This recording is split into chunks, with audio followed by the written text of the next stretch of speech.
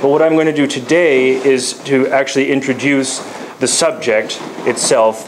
I'm going to tell you about Persia in late antiquity, and I'm going to discuss the relationship between the two great powers of that era, which were Rome and Iran. And the way in is a discussion of the Christians of Iran, a sizable and growing minority population, which featured prominently in the foreign policy of both of the great powers. So that's the premise of today's talk. So we're going to start with some maps. This is roughly the height, you could say, of the Iranian Empire under the Sassanid Dynasty in about the year 600 AD, corresponding to all the territory currently making up modern Iran, a bit further north into Central Asia, and further east into Afghanistan, Pakistan, in India, and of course you'll note all of what is now Iraq, or most of what is now Iraq, and the Caucasus were held by Iran, as well as this strip along the Arabian side of the Persian Gulf. The Sasanian Dynasty came virtually out of nowhere. They had a sudden and very aggressive rise in the early part of the 3rd century AD.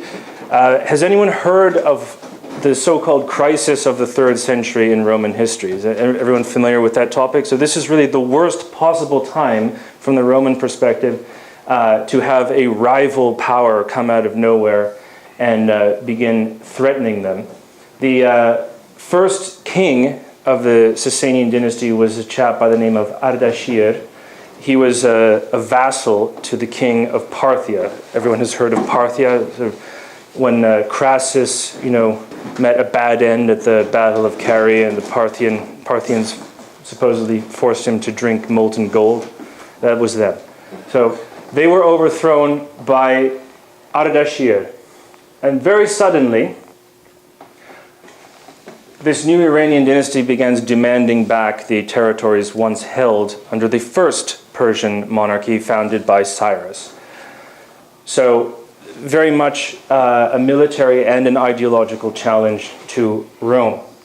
The two states shared a frontier beginning way up in the sort of beginning of the Caucasus Mountains.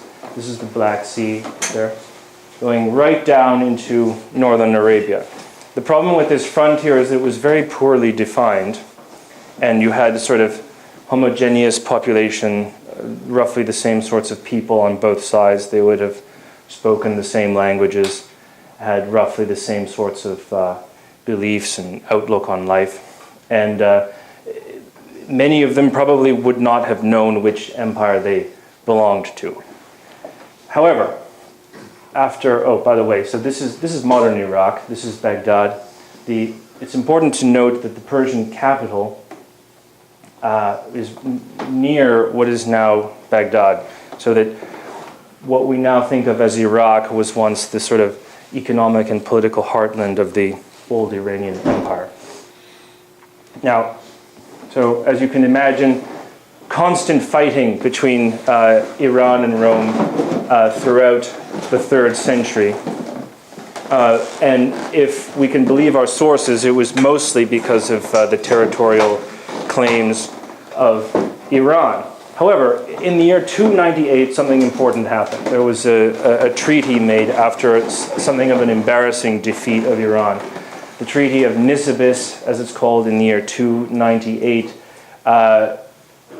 basically, that's the first attempt to define the frontier between the two powers and to regulate relations. There's a certain emphasis on trade in this agreement as well. So I will say that we probably don't have the full agreement. We probably don't have an accurate record of everything that was discussed. But what we do have, what has come down to us, suggests that the two powers were serious about actually trying to coexist after this point.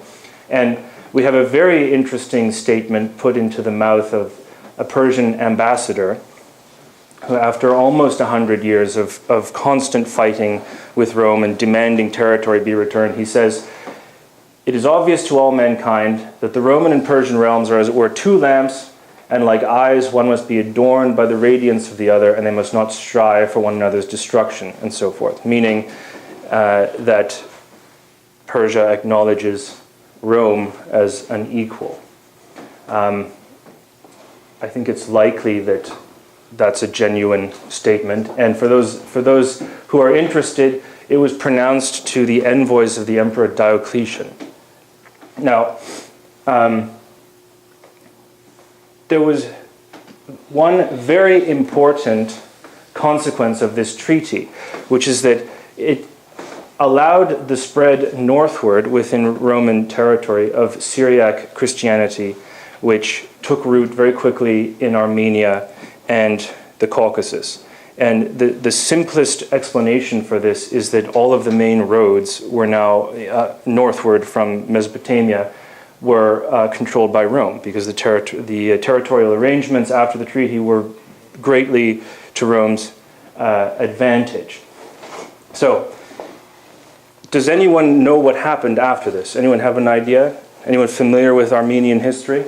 So, what happened almost immediately after this is that the Armenian king, who's known in the West as Tiridates or Tirdat in Armenian, he became the first ruler to convert to Christianity, probably maybe not necessarily the first ruler, but the first important one in late antique history to convert to Christianity, and he was baptized, and he brought his state into the faith. Now, obviously, that's the account that favors the Christian side in Armenian history, and of course the party of King Tirdat. Not everyone suddenly became a Christian, but the official endorsement of the religion was a very important step in the history of Armenia, and it defined the Armenian identity, but it must be noted that some of the Armenian nobility didn't convert and held out. This is significant because for most of Armenian history, Armenia was well within the orbit of Iranian culture and politics. So the Armenians who favored the Iranian side might have seen Christianity as a sort of foreign influence and sort of a new and unheard of religion which they resisted.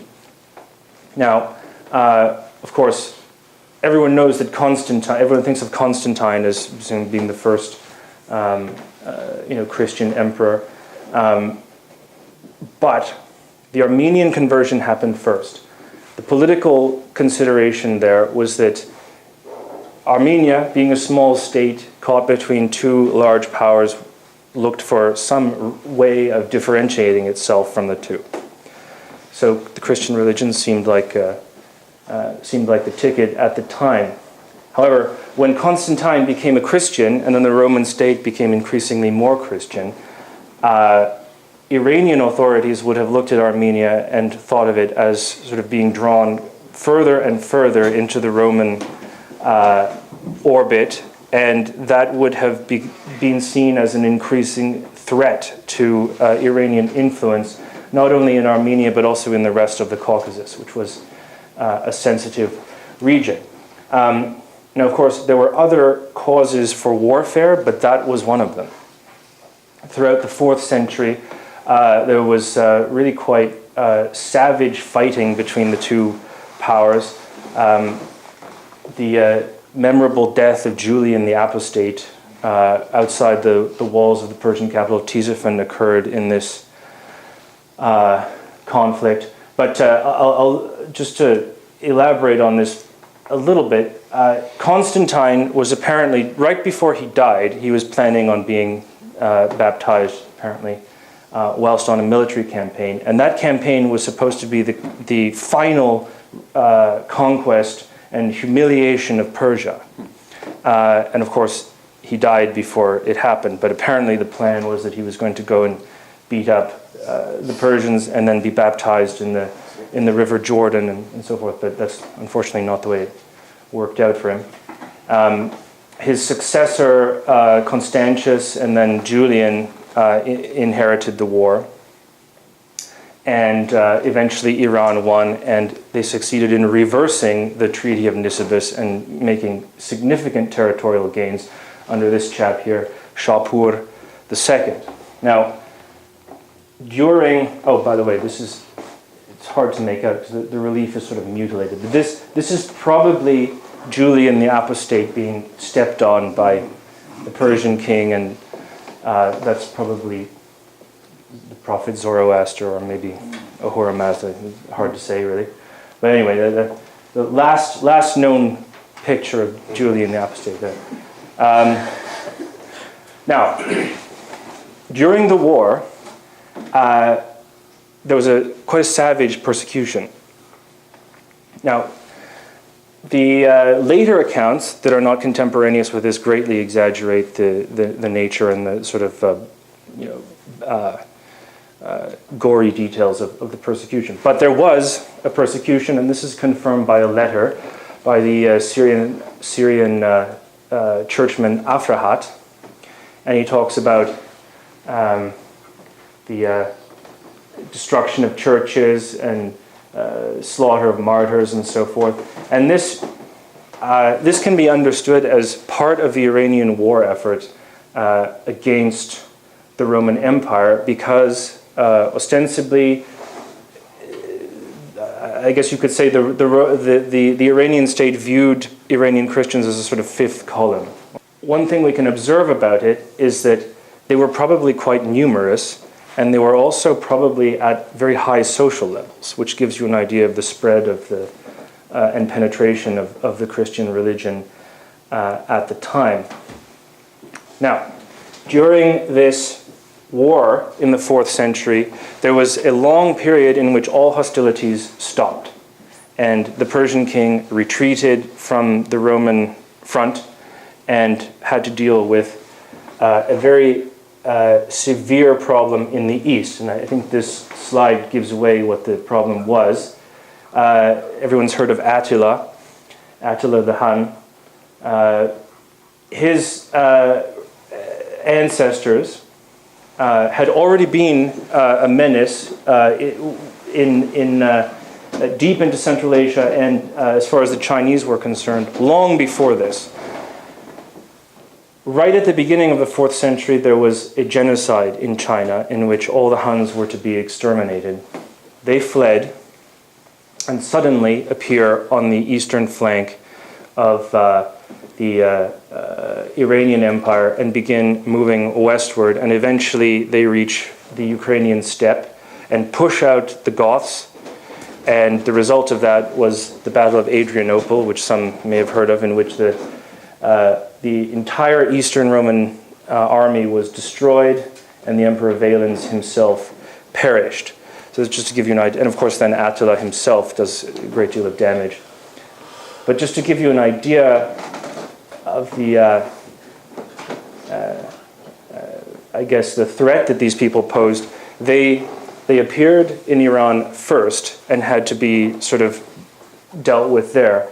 It took 10 years of constant fighting in the midst of this Roman war, and probably diplomatic exchanges as well, to get the Huns pacified. And when Shapur II returned to the Western Front, he was accompanied by some Hunnish allies.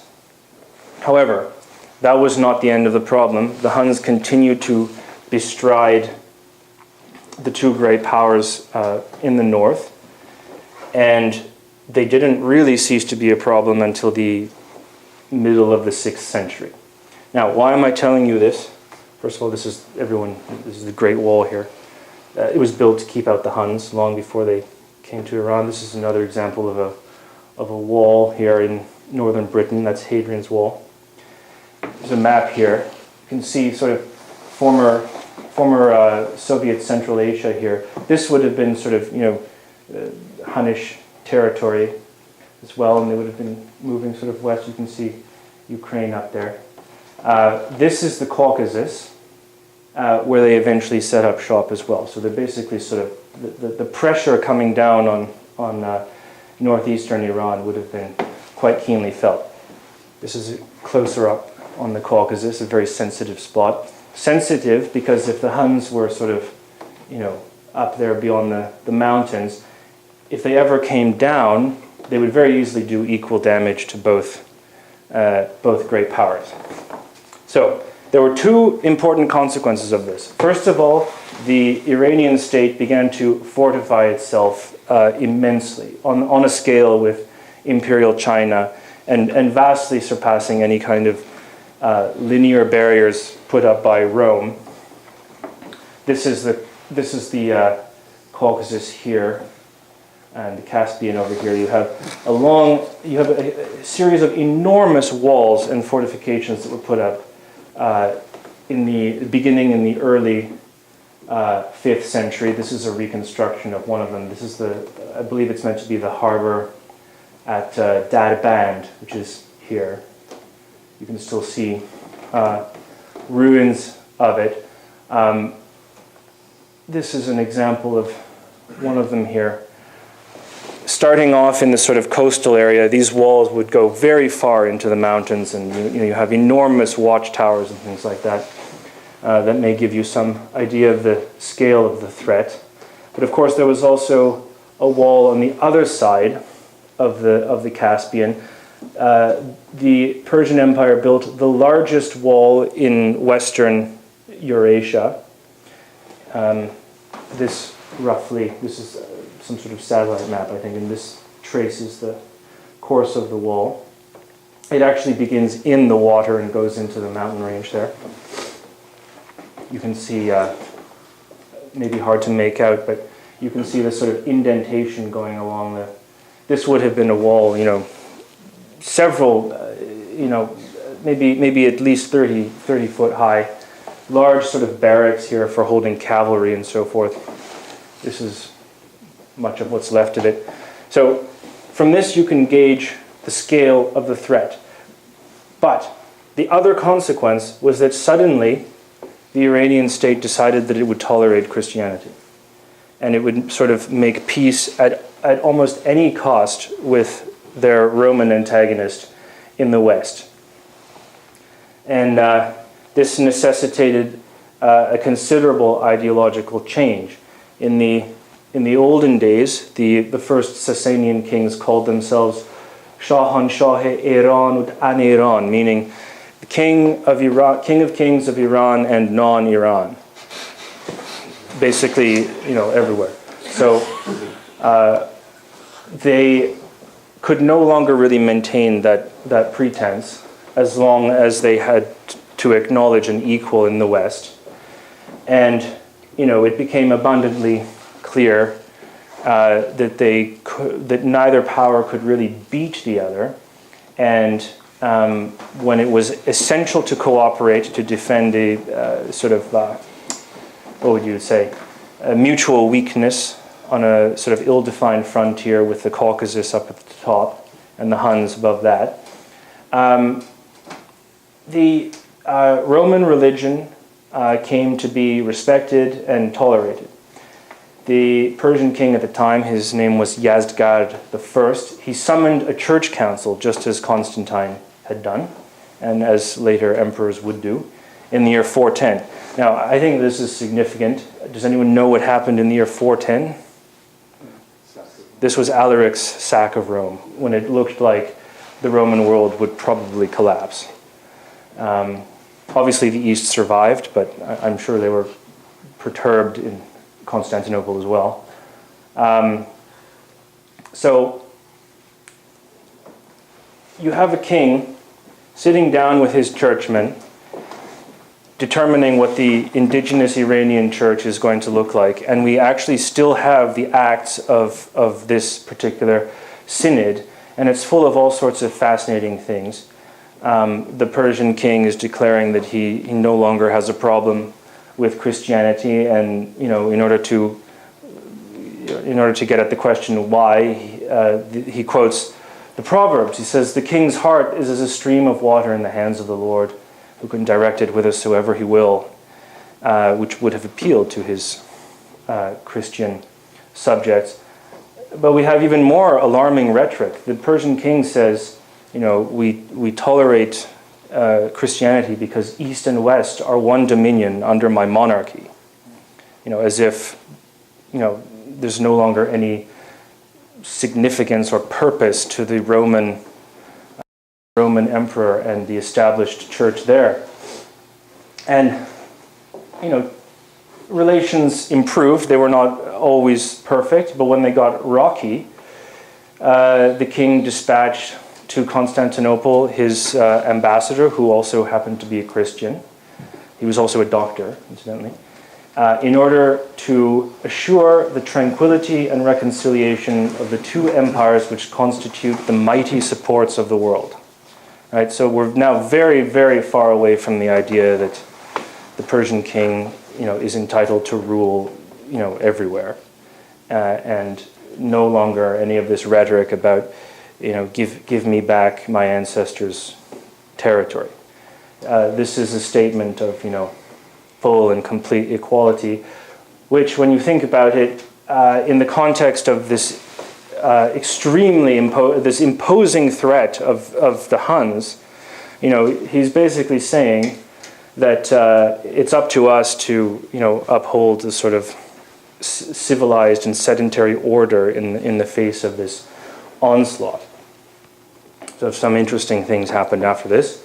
You have one of the Roman emperors, Arcadius, who asks Yasgard to adopt his son, Theodosius II. Now, both Theodosius I and Theodosius II were not known for having a lax attitude to Christianity.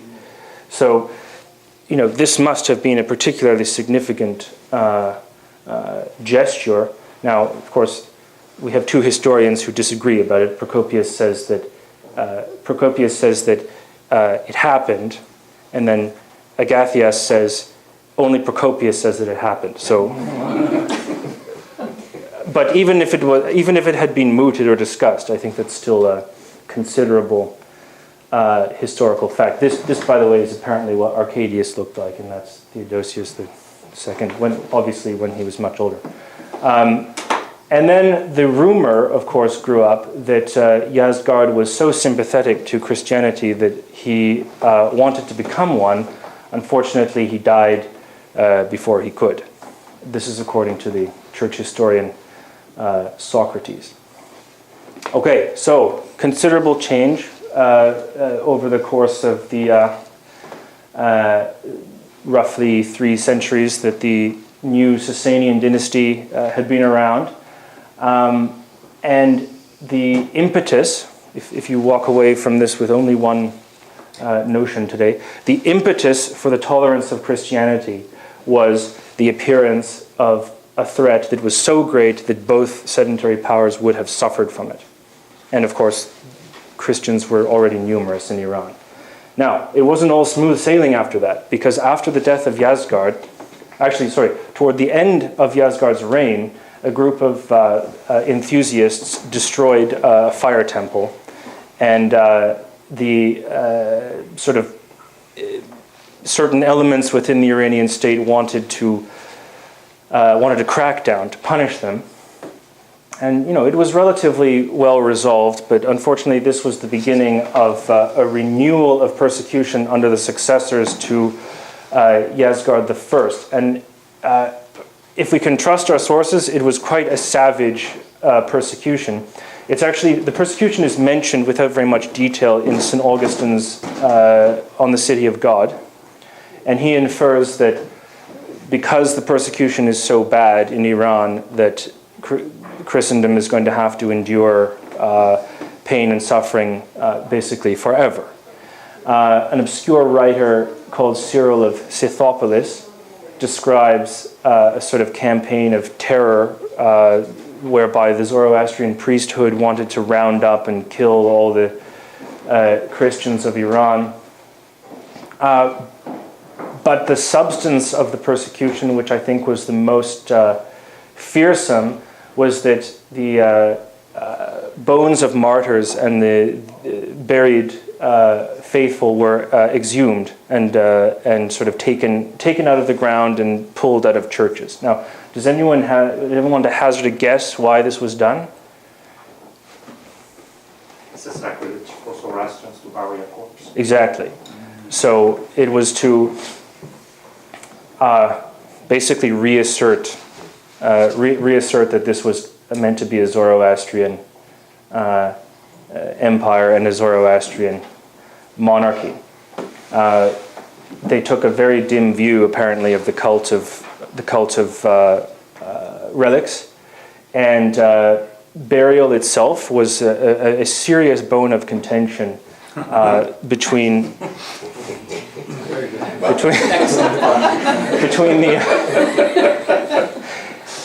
the state and the Christian minority. Incidentally, it remained that way after the Muslim conquest. Apparently, the subjugated Persians thought that it was just they couldn't bear the idea that Muslims were burying the dead. So this is sort of a long-standing thing. Now, the reaction to this persecution is particularly noteworthy, and it could be called the First Crusade, because this was the first. This was the sort of not really fully developed, but the sort of beginning of the idea of a religious war against Iran, which was to develop into quite an aggressive conflict later on.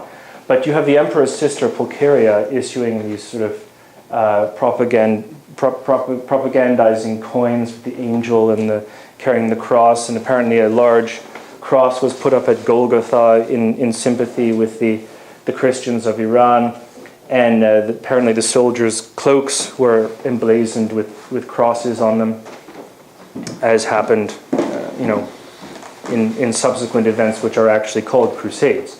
However, this war was brief. The two powers quickly came to a settlement and averted any sort of major bloodshed, because this was the moment at which Attila was really most threatening to the two powers. In fact, there's an interesting incident in one of the fragments of diplomatic history that's come down to us, where you have a group of Roman ambassadors talking about the threat that's posed by the Huns, and apparently they're sitting there praying that Attila will destroy the Iranian Empire, because apparently he was thinking about it. And then one of them pipes up and he says, "No, actually, I think that would actually be much worse for us. So let's not do that." So that's the context that sort of called off this war and recalled the two powers to greater cooperation. However, all was not well, though, in the Caucasus. The Armenian question was still sort of posing problems for both powers. They had tried to sort it out by actually partitioning Armenia at the end of the 4th century. But in both Iranian and in Roman Armenia, you had the same sort of people and the same division as to who was more sympathetic to Iran and to Rome, and who was a Christian and who was not. And in the middle of the 5th century, this erupted into a civil war, basically. If we can believe the Armenian historians, what prompted the civil war was the Iranian effort to impose Zoroastrianism and to make it uniform on everybody. And as the rebellion sort of took hold, the Christian side obviously rejected that. The Sasanian Empire intervened on the side of the Iranophile Armenians, and the Christian side was defeated at the so-called Battle of Avarair in the year 451. This is an illumination apparently depicting that battle. Maybe able to make little elephants there. The Persians were very famous for bringing elephants to war. I don't know how they would have got through the mountains, but apparently they did. And this is remembered to this day. It's still a holy day in the Armenian calendar. it's remembered as a sort of heroic defeat, because although they lost, they still managed to preserve their religion, which at the time came to be thought of as in the same light as the Maccabees, sort of going down to defeat, but still maintaining the integrity of their ancient religion. Now, even after this civil war, the whole Caucasus is horribly unstable, and it doesn't stop until the very end of the 5th century. You have parties of Huns sort of intervening on both sides. Georgia, or I guess Iberia at the time, is sort of up in arms as well. Several of the Iranian fortifications in the Caucasus fall into hostile hands, and it seems as though there's no possible way of bringing this region under control. But the Iranian state finally did at the end of the 5th century. And again, the impetus for doing so was a disastrous defeat of the Iranian army at the hands of the Hephthalite Huns. Hephthalite is the name of a dynasty or a clan or a ruling house, we might say, of the Huns, which set up shop basically in Afghanistan, a bit into Central Asia, northern India. Persian king at the time, his name was Perose. He thought that he would settle the Hunnish problem once and for all. He waged 3 battles, died in the last one. The entire Iranian army was wiped out, and the Iranian state was subjected to a humiliating tribute. Now, how did Christianity in the Caucasus come to be tolerated? There was a civil war at the death of the king. Armenian troops were brought in. They intervened on the side of the eventual victor, and one of their conditions actually they had 2 important conditions for participating. One was that all fire temples be destroyed in Armenia, which seems a little bit unrealistic, but that was one of them, and the full and complete toleration of Caucasian Christianity. Okay, so that's basically the story of how Christianity came to be properly tolerated throughout the Iranian Empire, or at least if not fully tolerated, then it ceased to be viciously persecuted all the time. So I want to ask, does anyone know what sort of Christianity Persian Christianity was? Or does that seem like a crazy question? Syria. Christianity, and how would you describe what would they say about Jesus? How did they believe? What was their Christology like? Nestorian. They were Nestorians.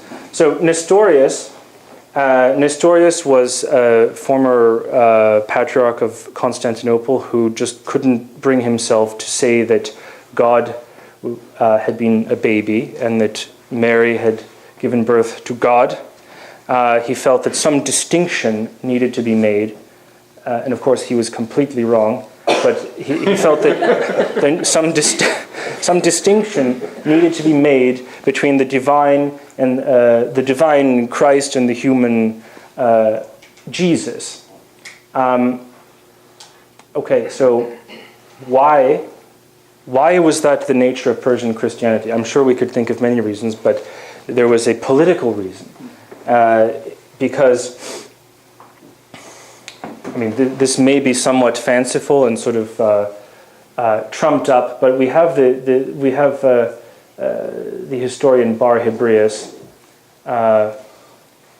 who did a sort of ecclesiastical history of the East, and he draws our attention to the churchman Bar Soma, and apparently he said things like, unless the faith of the Christians in your dominions be separated from the faith of the Christians in the dominions of the Greeks, namely the Romans, their hearts and feelings shall never be loyal to you. And he said, if you give me the power, I shall make all Christians of your empire followers of Nestorius. So obviously Nestorian Christianity was important to Bar Soma for whatever reason. But the king agreed to do this in order to create an important ideological difference between the Christians in his empire and those of the Roman Empire. Who was Bar Soma again? He was a Syrian churchman who eventually became, I believe he eventually became the bishop of Seleucia Ctesiphon. But don't quote me on that. Now, so an ideological distinction was created. Modern historians will often say things like this was a great victory for the Persian king because it finally brought about the full and complete separation of the two churches of Rome and of Iran, and that it put him at the head of it. It put the Zoroastrian king at the head of it. Now, I don't entirely agree with that. I think that this was a bit of a mistake because it basically ruined the settlement under Yazdgard, whereby he could have claimed to be the temporal ruler of Christians on both sides of his border. Obviously, with this settlement, that was no longer possible. But, who knows? Now, jumping ahead to the 6th century. By the way, I think everyone knows that that's Justinian there, up there, in his younger, more youthful days, before he almost died of the plague. His rival, Khosrow I, is over here. There's sort of a mutilated coin here. We don't really know what he looked like. This is really the sort of, the 6th century is basically the, what would you say, the sort of high point of both the Cold and the Hot War between the two powers, and you have this sort of architectural, extreme grandiosity amongst both powers, and constantly one is trying to show the other one up in almost every conceivable way. They're constantly trying to outflank one another along the border, trying to gain even the smallest advantage, sort of like the Great Game or something like that. You even have a trade war in the Indian Ocean, and two very aggressive wars under Khosrow. Now, I won't get into the details there, but one of them was brought to an end in the year 562. This was a war that was fought out in the Caucasus in Lazica, or I guess technically it's sort of right below the Caucasus. Lazica is now part of Georgia. And this went on intermittently from 540. It began, just to give you an idea, a lot of these wars, they're fought on multiple fronts, so it's hard to say. Like the actual part in Lazica began a little bit after 540. But anyway, you have 22 years of constant warfare, interrupted briefly by the first outbreak of the bubonic plague in history, at least the first recorded one, in which Justinian almost dies. But anyway, this treaty of 562, which brought the war to an end, is the first one that actually mentions religious minorities. And specifically, you have the Roman ambassador basically demanding that the Iranian state promise to look after and cease to persecute their Christian minority, to allow the rights of burial, freedom of worship, and use of graves and so forth. And this treaty has survived fully intact in the fragments of a chap called Menander Protector. So to put this into perspective, you could say that this is yet another attempt and a more mature attempt to regulate the relationship between the two powers and to develop some kind of, you might say, international law. And at the center of it was the Christian minority in Iran. Now, let's just make some observations on that. Toward the end of the 6th century, when it's looking like there's going to be another war, the Persian king, who is still Khosrow I, he sends an ambassador to Constantinople, basically trying to avert the the war under the successor to Justinian. And he says, basically, if you attack Iran, you're going to be attacking a nation of Christians, and you will be killing your co-religionists, and no good will come from that.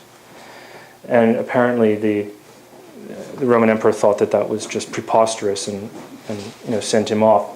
But I think that although that's probably something of an exaggeration, because the exact word is that it was an object of universal belief. That's what the text says.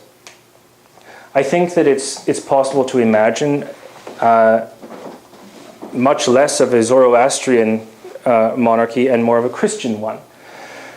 The king would, of course, still have been at least nominally Zoroastrian, and there's no real evidence that anyone ever converted, but it's at this period when suddenly these legends begin to crop up. Jesus had sent an apostle to the court of Ardashir, the first Sasanian monarch. Of course, the chronology is out by 200 and almost 200 years, but the substance of that myth is that the apostle converted the first Sasanian king after he had cured, or actually after he had brought back to life the king's horse which had died, which for those of you who may be familiar with Zoroastrian lore, that is exactly how Zoroaster converted Goshtasp, the mythical king.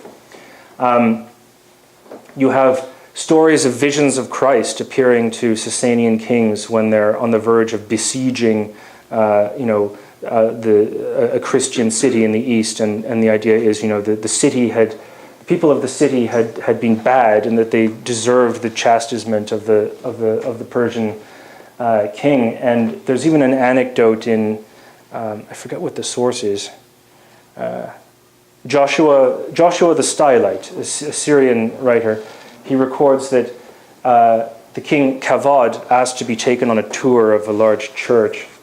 And he said, who's that up there? He says, that's Jesus. He said, oh yes, I saw him last night. And he said that the city had rebelled, and you needed a good beating. And it's an interesting question where that sort of thing comes from. You could see it as the imagination of a churchman, or possibly as Iranian propaganda meant to keep Roman subjects in their place, perhaps. But this is near universal. You have even Armenian writers talking about kings who had, converted on their deathbeds, such as Khosrow I. And of course, at the very end of Sasanian history, you have the story of Khosrow II, who is forced, because of a palace coup, to flee to the Roman Emperor Maurice. And built into this story is an account of how he actually became a Christian in order to gain the sympathy of the Roman emperor, perhaps, and that he returned to the throne with Roman help as a great friend and benefactor of both the Roman Empire and of Christianity. He took a Christian wife by the name of Shirin, who I think he probably had other wives too, but he took a Christian wife by the name of Shirin, and there's any number of legends celebrated in Persian poetry to this day about Khosrow and Shirin and their adventures and so forth. But of course, it was all too good to be true. The two powers quickly returned to a particularly violent and bloody warfare. Some of you have probably heard of Holy Cross Day, or the Feast of the Exaltation of the Cross. The King Khosrow II, after he decided that he would basically liquidate the Roman Empire and conquer it entirely, which he almost succeeded in doing, he had sacked Jerusalem and carried off the cross, ostensibly as a present for his wife. And it looked as though Constantinople itself would fall. That was basically the only remaining independent part of the Roman Empire at one point. However, the empire fought back, and as we all know, they won. They recovered much of their territory, but that was basically the end. And shortly thereafter, we have the rise of Islam. This is, of course, a true likeness of the war that was fought. You can see the cross there. And for those who are interested, this is from the Quran. This is the so-called Surat Ar-Rum, in which Muhammad is sort of commenting on this warfare. He says, قُلِبَتِ الرُّومُ الْأَرْضِ وَهُمَ مِنْ بَعْدِ غَلَبِهِمْ سَيَغْلَبُونَ. So he's saying that, yeah, Rome was beaten, but don't worry, they'll win. So, of course, the prophecy, if you just change the vowels, it can also mean the opposite. But so it would have worked out either way. But the point is that the conflict between Rome and Persia had taken on an increasingly religious tone, in part because of the sense that the Christian religion itself was threatened, and that Khosrow himself was a sort of pagan, antichrist-like figure. And this is, of course, after the Romans had restored him to his throne and after his apparent conversion. So you can see how political necessity sometimes changes things. But I guess you could say that the religious character of the war became so important and influential that all surrounding people on the fringes of the two great powers took notice, most famously Muhammad. And that brings us basically to the end. But I want to leave you with, I don't know, a final thought, I guess. I think Jerry Springer has the final thought. So these are Islamic coins of a very early type that have a kind of these sort of Roman-looking coins. There's an Arabic, inscription on them, two sort of Byzantine-looking people there. And in place of a cross, there's a sort of mysterious pole. It's sort of a subject to debate as to what that actually is. And here you have an Iranian coin with a figure that looks sort of like the Persian king. And then you have a chap holding a sword, very sort of menacing-looking guy. But again, these are Islamic coins, but they're clearly trying to, perpetuate the idea of the sort of imperial status of the two powers and so forth. And I can't help but wonder myself whether the spread of Islam into Iran, or whether the idea of an Islamic Iran, it was actually made possible, or at least easier, by the first wave of Christian expansion into the empire. And I'll leave you with that thought and call it a day. Awesome.